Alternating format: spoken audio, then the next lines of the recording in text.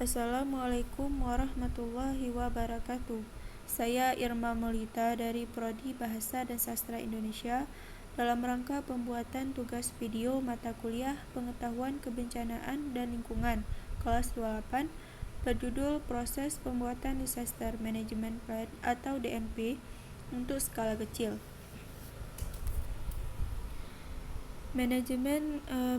Disaster Management Plan atau Rencana Penanggulangan Bencana. Disaster Management Plan ini dapat didefinisikan sebagai segala upaya atau kegiatan yang dilaksanakan dalam rangka upaya pencegahan, mitigasi, kesiapsiagaan tanggap darurat, dan pemulihan berkaitan dengan bencana yang dilakukan pada tahapan sebelum, saat, dan setelah bencana. Penyelenggaraan penanggulangan bencana terdiri atas 3 tahap, meliputi 1. Prabencana, 2. Tanggap darurat, 3. Pasca bencana. 1. Prabencana. Prabencana adalah kegiatan pencegahan, mitigasi, kesiapsiagaan, serta peringatan dini. Dalam prabencana ada 4 kegiatan. Yang pertama adalah 1. Pencegahan. Pencegahan adalah upaya untuk menghilangkan atau mengurangi kemungkinan timbulnya suatu ancaman. Contohnya, pembuatan bendungan untuk menghindari terjadinya banjir, biopori, penanaman tanaman keras di lereng bukit untuk menghindari terjadinya banjir. Yang kedua, mitigasi. Mitigasi adalah upaya yang dilakukan untuk mengurangi dampak buruk dari suatu ancaman.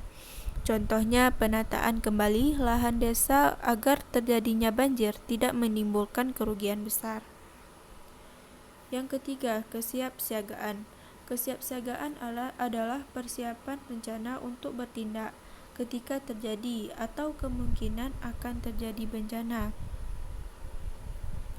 Pencegahan terdiri dari perkiraan terhadap kebutuhan dalam keadaan darurat dan identifikasi atas sumber daya yang ada untuk memenuhi kebutuhan tersebut.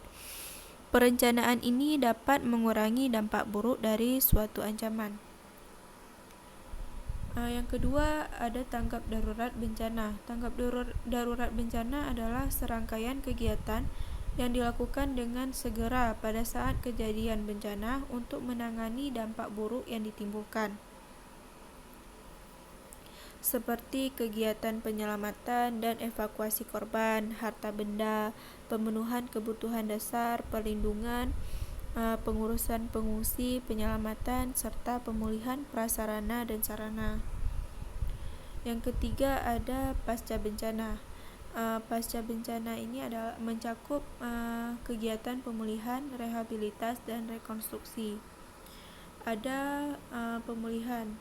Pemulihan adalah upaya penanggulangan bencana dengan penekanan pada faktor-faktor yang dapat mengembalikan kondisi masyarakat dan lingkungan hidup yang terkena bencana dengan memfungsikan kembali kelembagaan, prasarana, dan sarana secara terencana, terkoordinasi, terpadu, dan menyeluruh setelah terjadinya bencana. Yang kedua ada rehabilitas. Rehabilitas adalah perbaikan dan pemulihan semua aspek pelayanan publik atau masyarakat sampai tingkat yang memadai pada wilayah pasca bencana dengan sasaran utama untuk normalisasi atau berjalannya secara wajar semua aspek pemerintahan dan kehidupan masyarakat pada wilayah pasca bencana. Yang ketiga ada rekonstruksi. Rekonstruksi adalah pembangunan kembali semua prasarana dan sarana kelembagaan pada wilayah pasca bencana, baik pada tingkat pemerintahan maupun masyarakat dengan sasaran utama tumbuh dan berkembangnya kegiatan perekonomian, sosial dan budaya, tegaknya hukum dan ketertiban, dan bangkitnya peran serta masyarakat dalam segala aspek kehidupan bermasyarakat pada wilayah pasca bencana.